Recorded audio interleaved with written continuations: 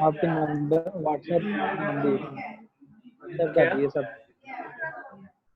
क्या? व्हाट्सएप कर दिए नाम सब, रोल नंबर जिनकी रहती थी प्रेजेंटेशन। चले आप प्रेजेंट करना शुरू करें। 552 प्रेजेंट करना शुरू करें। जी सर।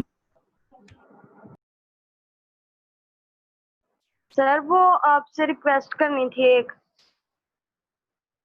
जो रिक्वेस्ट कुछ करनी है ना वो बच्चे हैं क्लास के बाद अभी पहले है ना ये काम करने दें, प्रेजेंट करना शुरू करें।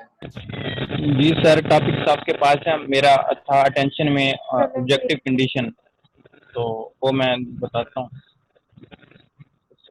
अस्सलाम वालेकुम। ये ऑब्जेक्टिव कंडीशन में पहला आता है प्रोपोटेंसी। प्रोपोटेंसी मतलब some stimuli are more potent in attracting our attention than other. इसमें ये है कि हमारे पास कुछ ऐसे स्टिमुलाई होते हैं जो हमें हमारी अटेंशन को ज़्यादा अट्रैक्ट करते हैं। फॉर एग्जांपल हमारे पास एक अच्छी तेज खुशबू होती है या कोई ज़्यादा मतलब आवाज़ आती है अचानक से, तो हमारी तवज्जो उसकी तरफ जाएगी। सेकंड पे हमारे पास आ रहा है साइज। साइज में ये है कि other things being equal a larger object is more likely to attract our attention. इसमें ये है कि मतलब हम कहीं जा रहे हैं तो डिफरेंट हमें चार्ट मतलब सिटी में लगे नजर आएंगे छोटे छोटे, तो उसकी तरफ हमारी इतनी खास तवज्जो नहीं जाएगी। तो अगर एक हम अचानक से एक बड़ा मतलब पैनाफ्लिक्स देखते हैं तो उस पे डिफरेंट एडवर्टाइज होती हैं, उस हमारी मतलब अटेंशन बिल्कुल उसकी तरफ ग्रैब करेगी और हम उसको अच्छी तरह पढ़ेंगे। इसके मतलब कंपैरिजन अगर छोटे होंगे तो हमारी इतनी अटेंशन नहीं जाएगी। इसके बाद चेंज है।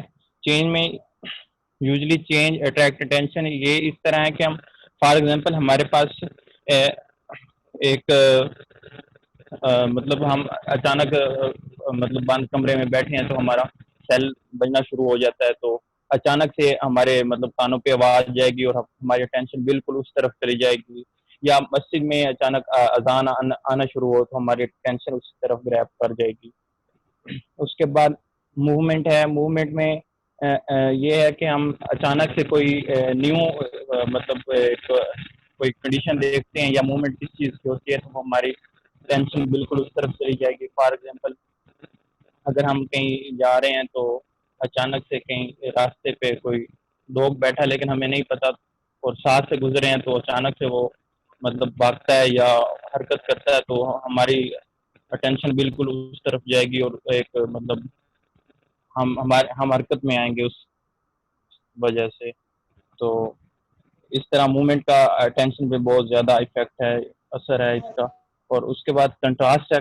कंट्रास्ट में भी मतलब ऐसा है कि जिसकी वजह से हमारी अटेंशन काफ़ी हद तक उसकी तरफ ग्रैब कर जाती है। फॉर एग्जांपल अगर हम किसी महफिल में हैं तो अचानक से हमारी नज़र एक दो ऐसे कपल्स पे पड़ती है जिसमें मतलब एक आदमी का कद छोटा है बौना है और वुमेन का कद लंबा है, तो हमारी तवज्जो बल्कि सबकी तवज्जो वहाँ जो बैठे हैं उनकी उस तरफ जाएगी, लाजमी जाएगी। तो इसका इफेक्ट काफ़ी है। उसके बाद रेपिटेशन है। रेपिटेशन में हमारी अटेंशन बहुत मतलब इंक्रीज करती है। फॉर एग्जांपल अगर हम रात को अलार्म लगाते हैं तो उसकी बेल और है तो उससे इतना हम नहीं उठ सकते जितना मतलब अगर हमारी तरफ मतलब रात को कॉल किसकी आ जाए जो हमारी एक्चुअली बेल है उस पर, तो हम बिल्कुल उस टाइम टाइम उठ सकेंगे और मतलब फौरन हमारी अटेंशन बढ़ जाएगी। या हम किसी पब्लिक प्लेस पे हैं तो और भी काफ़ी मतलब बेल आपके मतलब आपके सेल से अलावा किसी और का सेल है उसकी भी आप जैसे ही बेल है तो जब वो अचानक से बजने लगेगी तो आपको मतलब रेपिटेशन की वजह से आपकी टेंशन भी बिल्कुल उस तरफ जाएगी, कहीं मतलब मेरा सेल तो नहीं ये बज रहा। तो इस तरह टेंशन रेपिटेशन से काफ़ी इंक्रीज होती है। सर बस इतना ही था मेरा टॉपिक ऑब्जेक्टिव कंडीशन।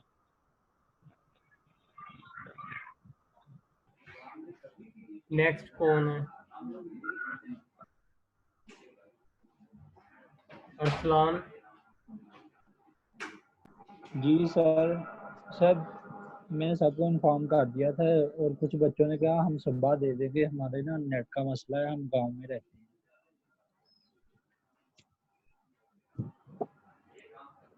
बाकी रोल नंबर मैंने आपको व्हाट्सएप कर दिए सर। अब किसी की प्रेजेंटेशन नहीं होगी इसके बाद, उन्हें बता दीजिएगा। मैंने उनकी मर्जी से नहीं चलना, मेरे भी कुछ असूल है। सर वो कह रहे थे हमारे मैं किसी को कुछ नहीं इशू है, समझता, मतलब जो मर्जी इशू हो उनका। उनका पिछले 1 महीने से नेट का ओके इशू सर। चल रहा है, पहले भी उन्होंने टाइम पे से प्रेजेंटेशन ने दी, कल क्या अनोखा नेट आना है उनकी तरफ। Okay sir.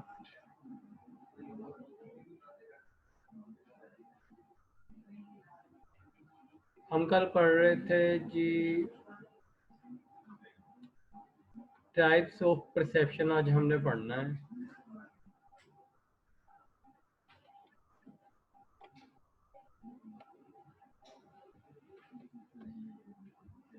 Types of perception. Perception refers to the experience you have when you organize sensation into meaningful pattern. अब वो कह रहा है परसेप्शन हम उस संबल को कहते हैं जिसमें हम तजर्बा करते हैं, जब कोई चीज़ हम अपने एहसास के जरिए महसूस करते हैं, उनको ऑर्गेनाइज करके उसको मीनिंग देते हैं, तो वो हमारी परसेप्शन बन जाती है। Generally, your perception are relatively accurate reflection of reality. आमतौर पे जो आपकी परसेप्शन होती है ना, वो हकीकत के बरक्स भी हो सकती है।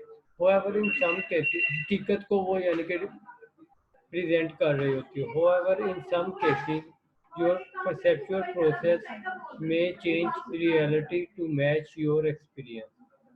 ताहम कुछ केसेस ऐसे होते हैं जहां आपकी जो परसेप्चुअल प्रोसेस होता है उसमें रियलिटी तब्दील होकर नजर आती है, वो आपके एक्सपीरियंस के साथ मैच करके आप उसके बारे में जो है वो पेशगोई करते हैं।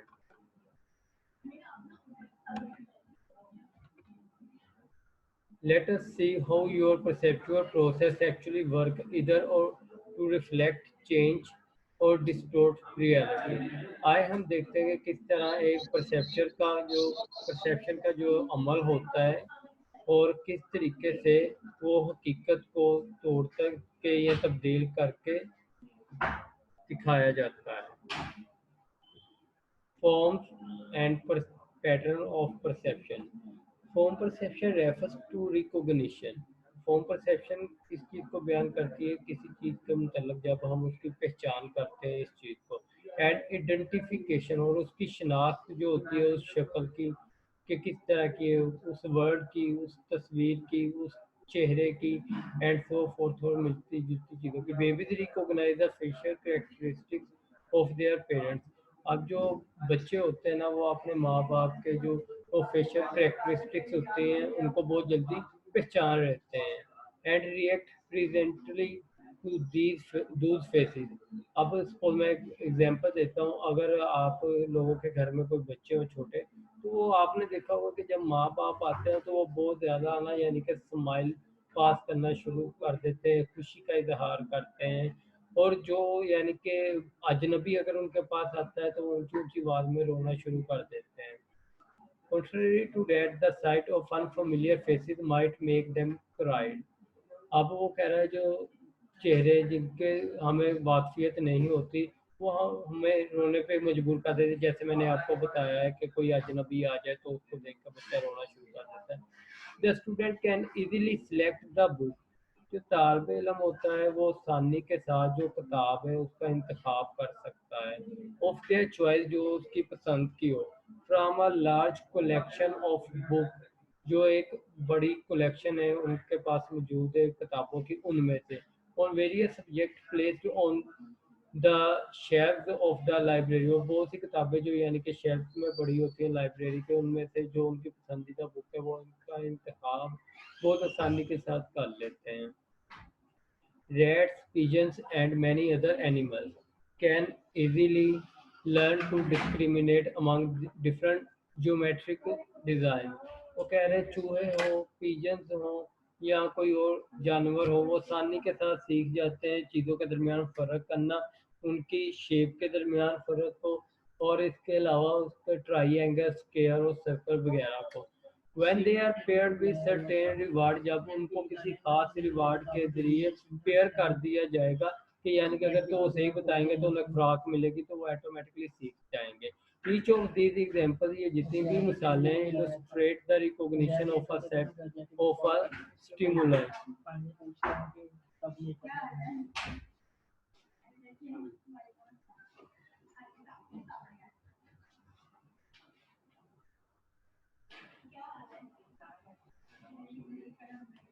Each of these examples illustrate the recognition of a set of stimuli.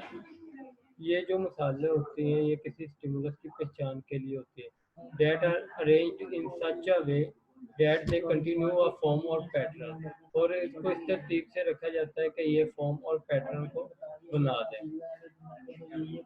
The neural equipment in the visual system that is required for perception of form seems to exist in human beings at birth. एक minute जरा wait करें आप।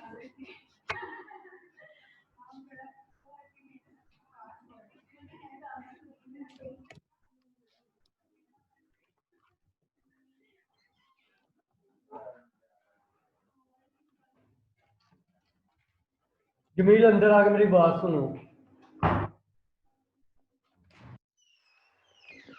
अस्सलाम वालेकुम sir. Sir क्या हाल चाल?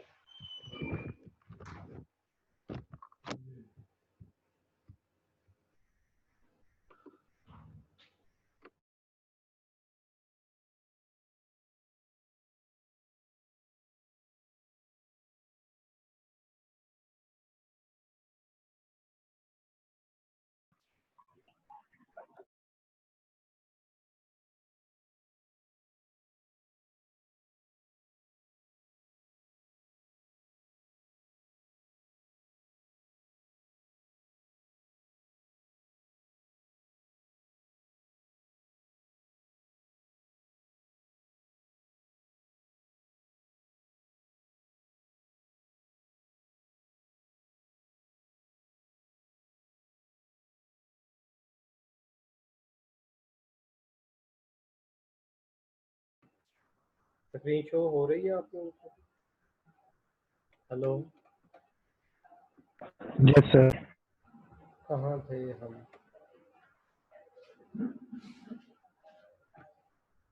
हाँ जी, form और पैटर्न की हम बात कर रहे थे कि रैट हो, पिजन हो या कोई भी जानवर हो, अगर आपने उसको सिखाना हो मुख्तलिफ चीज़ों के दरमियान फ़र्क हो, तो आपको साथ में उसको रिवार्ड वगैरह देना चाहिए, ताकि उन्हें पता हो कि अगर वो सही तरीके से काम करेंगे तो बदले में उन्हें इनाम दिया जाएगा।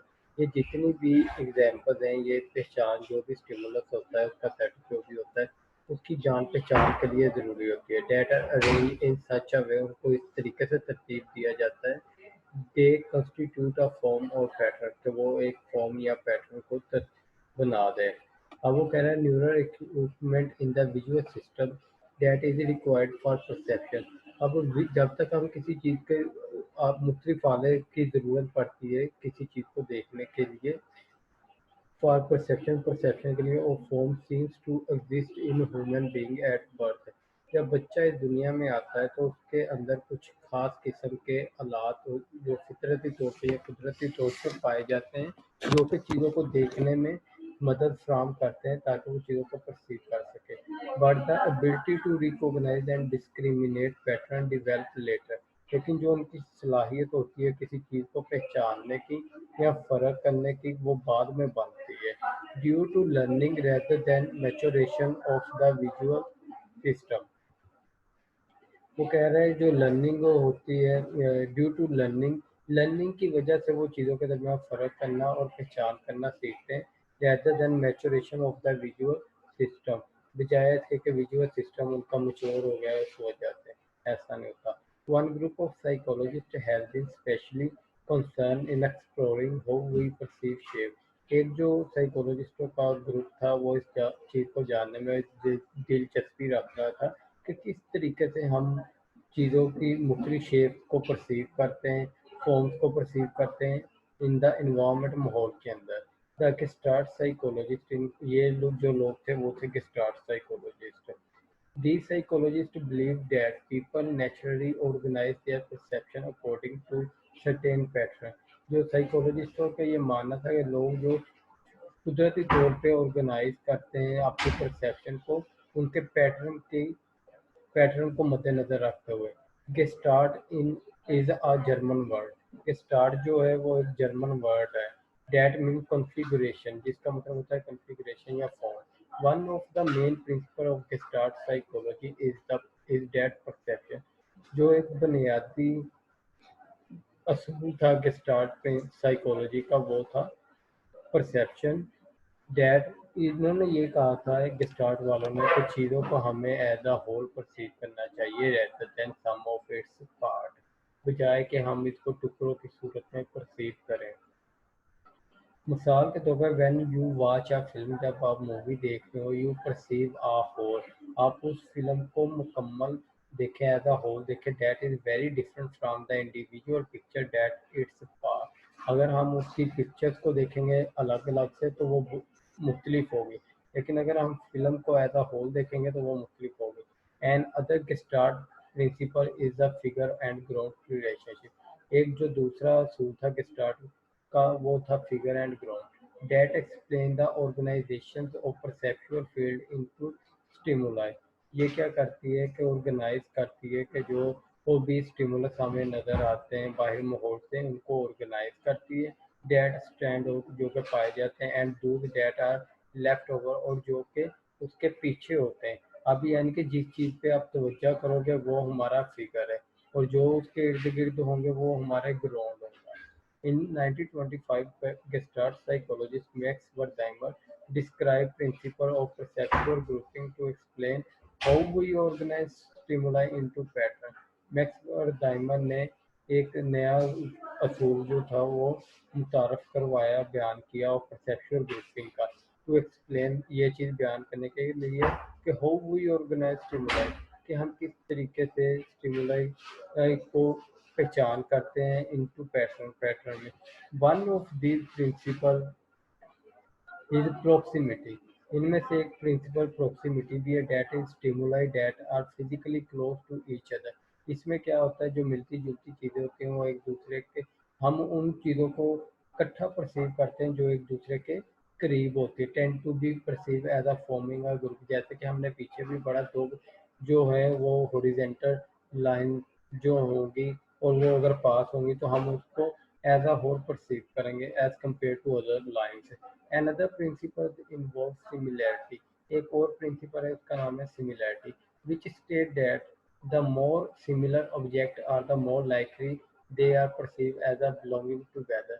जो चीज़ें मिलती जुलती होंगी हम इसको इस तरह से परसीव करेंगे कि वो एक दूसरे के साथ तल्लुक़ रखते हैं। अगर डॉट होंगे तो हम डॉट्स को एज अ होल परसीव करेंगे। छोटे छोटे डॉट्स मिलकर अगर सर्कल बनाते हैं तो हम ये कहेंगे कि ये एक सर्कल बन रहा है, क्योंकि हमने उसको परसीव किया है एज अ होल। इसी तरह उसने कहा है according to the principle of closure. अगर हम क्लोजर प्रिंसिपल की बात करें, an incomplete pattern is often perceive as a complete हो।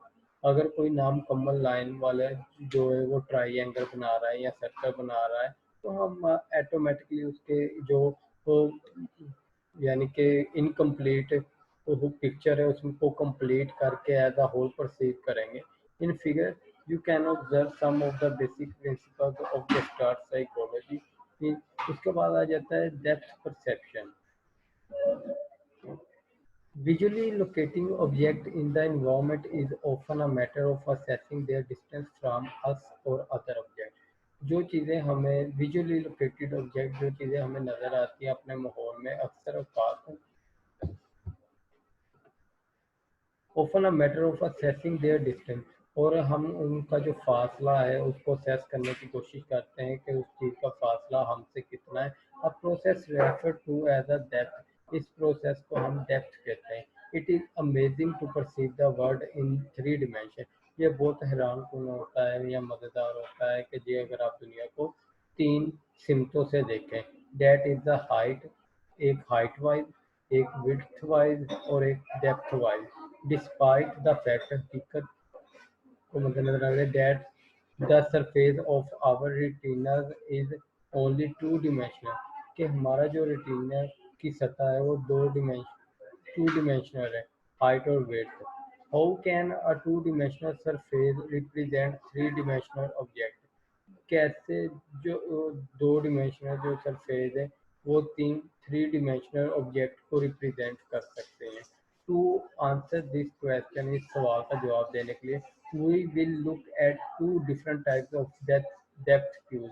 हम 2 मुख्तलिफ डेप्थ क्यूज की तरफ देखेंगे which are aspect of any stimulus situation, जो किसी भी स्टिमुलस सिचुएशन का पहलू होंगे।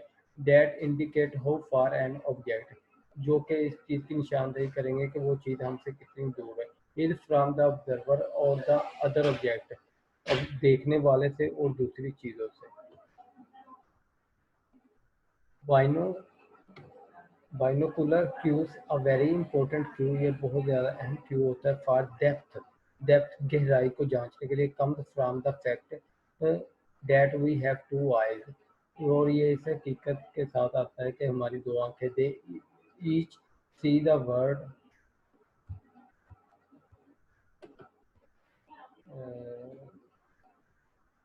they they each see the world from a slightly different angle। अगर हमारी 2 आंखें, हर आंख जो दोनों आंखें वो थोड़ा सा मुख्तलिफ जो एंगल के साथ है ना दुनिया को देखती है। When we focus our eyes, जब हम अपनी आंखों पर तवज्जो दे when we focus our eyes on an object, जब हम किसी चीज़ पर अपनी आइज का फोकस करते हैं, दे ऑब्टेन स्लाइटली डिफरेंट इमेज, वो हमें हल्की सी मुख्तलिफ तस्वीर दिखाएगी ऑफ डैट ऑब्जेक्ट, उस चीज़ की। To be cast on our retina, जो कि हमारे रेटिना पे उसका अक्स बन जाएगा। Giving rise to the binocular cube, तो ये क्या है, बाइनोकुलर क्यूब पैदा करेगी। इसको हम कहते हैं binocular disparity. Binocular disparity is useful in judging the reality. Binocular जो डिस्पैरिटी है ये फ़ायदेमंद होती है जो कि चीज़ों को जज करने के लिए।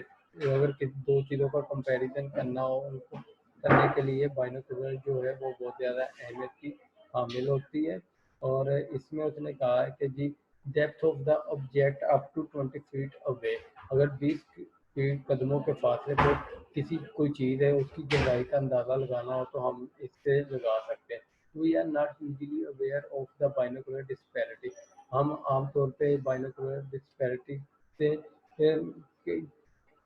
का हमें इल्म नहीं होता। Because the brain combine information from both eyes, क्योंकि हमारा जो ब्रेन होता है वो दोनों आंखों की मालूमात, दी गई मालूमात को इकट्ठा कर लेता है इनटू अ सिंगल, और एक मालूमात बना देता है coherent picture of the world, और जो वो दुनिया का तस्वीर होती है उसको बताता है।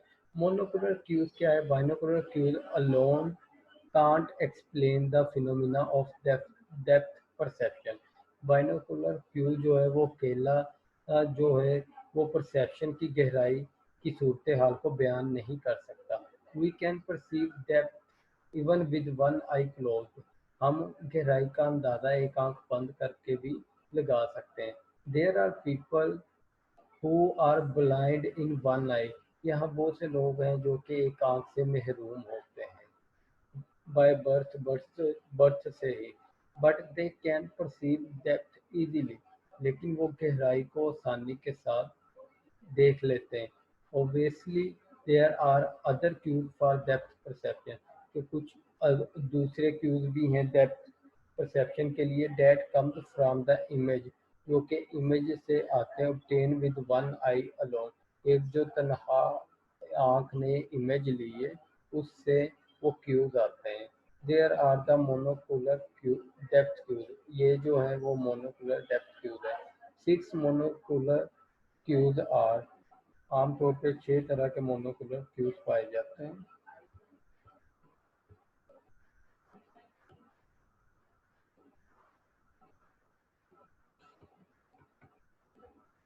सबसे पहला जो होता है इंटरपोजिशन होता है। सेकंड जो होता है वो लीनियर पर्सपेक्टिव होता है।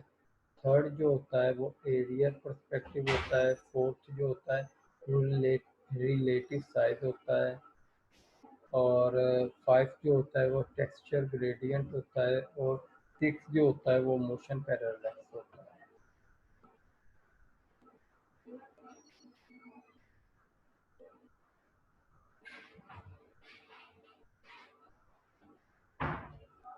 सबसे पहले हम इंटरपोजिशन की बात कर लेते हैं।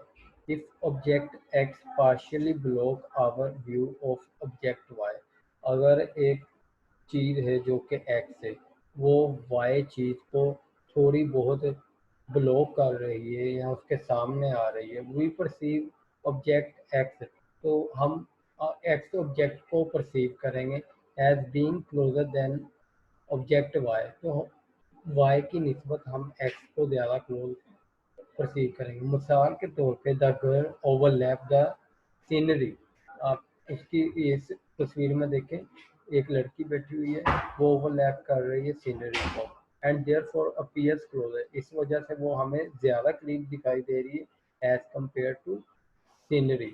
The partial overlap of object is called the interposition, जो आर्जी तौर पे या जज्बी तौर पे ओवरलैप है किसी चीज़ का, वो इंटरपोजिशन कहलाता है, and provide a depth cue, तो वो डेप्थ क्यू हमें प्रोवाइड करता है। Linear perspective, if you look at two parallel lines, अगर आप दो पैरेलल लाइंस को देखें, for example the side of footpath, जैसे कि फुटपाथ की दो यानी कि साइड्स हैं, you will notice that they appear to come together on a vanishing point, आप देखेंगे कहीं दूर जाके ना वो हमें मिलती हुई नजर आएंगी। ट्रेन की पटरी को देख लो, दूर जाके हमें मिलती हुई नजर आ रही है, वो दोनों उसकी पटरियां आपस में मिलती हुई नजर आए। Somewhat in the distance, this convergence of parallel lines, ये जो पैरेलल लाइंस की कन्वर्जेंस है, इसको हम कहते हैं लीनियर पर्सपेक्टिव।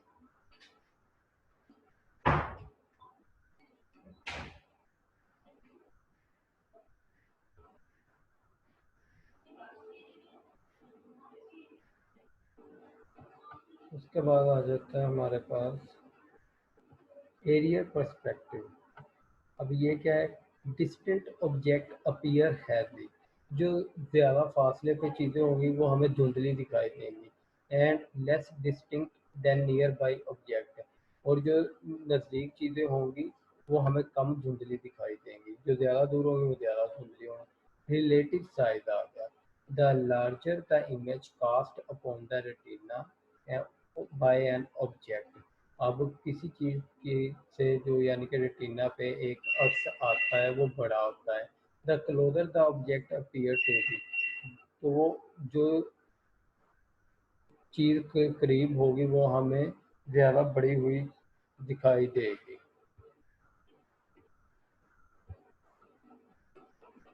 उसके बाद आ जाता है हमारे पास texture gradient, an important set of pictorial cube is provided by the texture gradient, whose role was emphasized by James Gibson, a very influential theorist in the psychology of perception। ये perception की psychology में ये बंदे का बहुत अहम role है।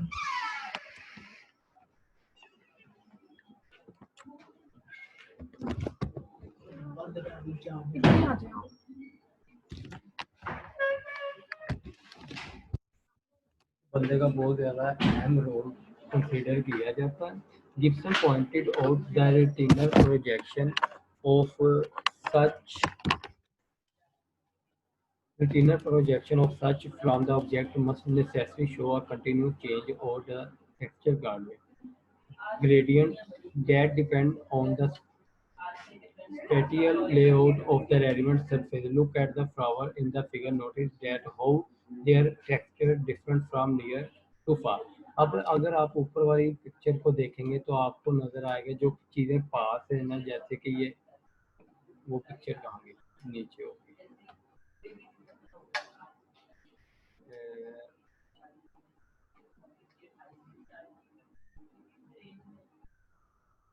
अब ये आपको नजर आ रहा है कि एक खेत है या एक ना बाग है, तो उसके जो हमें करीब होगी, जो भी पौधे करीब लगे हैं वो मुख्तलिफ कलर या मुख्तलिफ टेक्सचर में हमें दिखाई देंगे, जो दूर होंगे उनका है वही चीज, है वही फल, है वही फूल, है वही पौधे, लेकिन दूर होने की वजह से उनका टेक्सचर जो है वो हमें मुख्तलिफ दिखाई देता है, जो करीब होते हैं उनका मुख्तलिफ दिखाई देता है। उसके बाद आ जाता है हमारे पास, और वो जो पास होते हैं वो क्लियर भी होते हैं और शार्प भी होते हैं। The flower at distance seem to be more densely packed than the closer ones. These gradual changes in texture gradient provide the impression that the field of flower is receding in the distance. इससे ये बात साबित होती है कि जिस तरफ फूल वाले जो पौधे हैं वो फासले पे जाते हैं, उनका जो टेक्सचर है वो चेंज हो जाता है। समझ आ गई है?